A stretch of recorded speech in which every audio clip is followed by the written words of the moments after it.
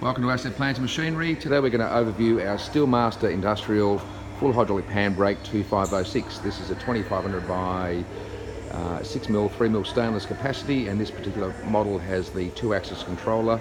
So it has a backgauge, Ballscrew backgauge position, which is controlled by the front control panel. He's just going to run through a basic program just to show you the bending and also the backgauge positioning. So obviously we're folding up here.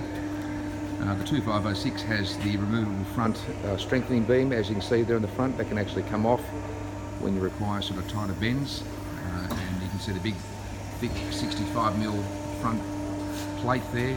That's our 2506 models have that thick plate and also head as well. So head goes up, that gauge position is now going out to a rear position, as you can see there, and having the 2-axis bending in bending and back gauge position is very unique on Panbrakes. However, Asset Plant Machinery are one of the main companies that actually offer that for sale. So jump onto assetplant.com or call us direct and we'll be